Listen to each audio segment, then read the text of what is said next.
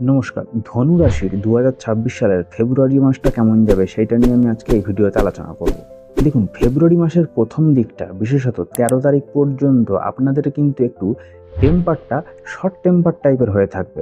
অল্পতেই আপনারা টেম্পটেড হয়ে যাবেন, যার জন্য পরিবারে কিন্তু মনোমালিন্য হতে পারে। পরিবার ছাড়া বাইরের মানুষের সাথেও শত্রুতা তৈরি হবে।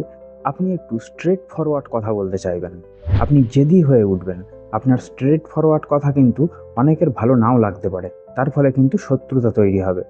কারোর সাথে ঘনিষ্ঠ বন্ধুত্ব হতে পারে এবং বদনাম হতে পারে। কিছু ক্ষেত্রে আপনার দোষ না থাকলেও আপনি ফেঁসে যাবেন। সবাই আপনাকে খারাপ ভাববে এবং আপনাকে সেই অপমানের মোকাবিলা করতে হবে। মানসিক যন্ত্রণা আপনাকে ভোগাবে, পরিবারেও কিন্তু ঝামেলা অশান্তি থাকবে। ফেব্রুয়ারি মাসের ১৩ তারিখের পরের থেকে পরিস্থিতি স্বাভাবিক হতে থাকবে এবং যারা আপনাকে ভুল বুঝেছিল তারা আপনার কাছে ক্ষমা চাইবে। এবং আপনি হয়তো এতদিন ধরে কোনো ভুল সিদ্ধান্ত নিচ্ছিলেন, হঠাৎ করে সঠিক সিদ্ধান্ত নেবেন। মনে সাহস বাড়বে। ফেব্রুয়ারি মাসের শেষের দিকটা কিন্তু জীবনে টার্নিং আসতে পারে। অনেকে কিন্তু বন্ধুত্বের হাত বাড়াবে, তবে বন্ধুত্ব কিন্তু সাবধানে করবেন, কেননা সেখান থেকে কিন্তু ক্ষতি হওয়ার সম্ভাবনা রয়েছে। ভাই বোনের সাথেও কিন্তু মোটামুটি একটু ঝুট ঝামেলা হতে পারে। কেরিয়ার আর পয়সা কড়ির দিকটা যদি বলি, তাহলে কিন্তু মোটামুটি ফেব্রুয়ারি মাসের প্রথম দিকটা একটু অর্থনৈতিক দিক থেকে আনস্টেবল থাকবেন আপনি। পয়সা একটু বেশি খরচ হতে পারে। কর্মক্ষেত্রে আপনার এফোর্ট বা হার্ডওয়ার্ক কিন্তু অতটাও কাজ করবে না। ধনুরাশির ব্যক্তিরা যারা ব্যবসা করেন বা যারা কৃষিকার্যের সঙ্গে যুক্ত, ফেব্রুয়ারি মাসের প্রথম ২ সপ্তাহ কিন্তু মোটামুটি ব্যবসাতে লাভ নাও হতে পারে। ব্যবসায় কিন্তু চুরি বা ব্যবসায় ক্ষতি হওয়ার সম্ভাবনা রয়েছে। ফেব্রুয়ারি মাসের মাঝামাঝির পরের থেকে কিন্তু অবস্থা ভালো হবে এবং ইনকাম আস্তে আস্তে বৃদ্ধি পাবে। যারা চাকরি করেন, জবের জায়গায় তাদের ট্রান্সফার হতে পারে। অনেকের মন পছন্দ জায়গাতেও ট্রান্সফার হতে পারে যারা চাচ্ছিলেন। বুধের যে গ্রহগত অবস্থান রয়েছে সেদিক থেকে যদি বিচার করি, আপনাদের কিন্তু মাইন্ড শার্প হবে। ফেব্রুয়ারি মাসের শেষের দিক থেকে আপনাদের মাইন্ড অনেকটা ক্যালকুলেটিভ মাইন্ড হবে। মাথায় নতুন কোনো ট্রিক্স আসতে পারে। বিজনেস ট্রিক্স আসলে বিজনেসে অ্যাপ্লাই করতে হবে বুদ্ধির সাথে। মেন্টালির সাথে সাথে ফিজিক্যাল স্ট্রেংথও কিন্তু বাড়বে। কোনো কাজ করবেন বলে মনে করলে আপনি কিন্তু সেটা করেই ছাড়বেন। আপনার কমিউনিকেশন স্কিল ইমপ্রুভমেন্ট হবে। আপনার কথা বলাতে অনেকেই কিন্তু আপনার প্রতি আকৃষ্ট হবে।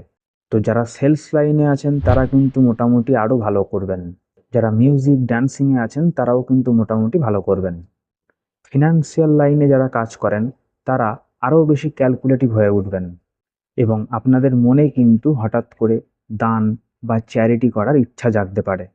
এটা ভালো। আপনার যদি ২০ টাকা সামর্থ্য থাকে, আপনি একজনকে তাই দিন, এতে আপনার ভালো হবে। অনেকের প্রেমের সম্পর্ক জোড়া লাগতে পারে। পছন্দের মানুষের সাথে বিয়ে হয়ে যেতে পারে। তবে অনেক মানুষের কিন্তু অ্যাফেয়ার হওয়ার সম্ভাবনা থাকবে, সাবধানে থাকবেন। না হলে কিন্তু এক্সপ্লোস হয়ে যেতে পারেন, ওকে? আর স্বাস্থ্যর কথা যদি বলি, ফেব্রুয়ারি মাসের মোটামুটি ১৩ তারিখ অবধি প্রথম ২ সপ্তাহ কিন্তু একটু হেডেক প্রবলেম, চোখের কোনো বিগ অর মাইনর সমস্যা কিন্তু হতে পারে। চোখে মুখে একটু ডালনেস আসবে, হঠাৎ করে ফিভার হতে পারে এবং গলায় কিন্তু কোনো সমস্যা হতে পারে। কিছু লোক আপনাকে হ্যারেস করার চেষ্টা করবে, তবে ফেব্রুয়ারি মাসের শেষের দিকে কিন্তু এই সমস্ত পরিস্থিতিগুলো হবে না। মোটামুটি ফেব্রুয়ারি মাসের প্রথম দিকটা নানান দিক থেকে একটু ভোগান্তি লেগে থাকতে পারে। শেষের দিকটা মোটামুটি আপনারা রিল্যাক্সে থাকবেন। অনেকে কিন্তু অসুস্থতা থেকে রিকভার করবে। ধনুরাশির ব্যক্তিদের ভাই বোনেদের স্বাস্থ্য কিন্তু খারাপ হতে পারে। ধনুরাশির ব্যক্তিরা যারা স্পোর্টসের সঙ্গে জড়িত তারা কিন্তু ভালো করবেন। আর ধনুরাশির ব্যক্তিদের বাবার সাথে কিন্তু একটু মনোমালিন্য হতে পারে।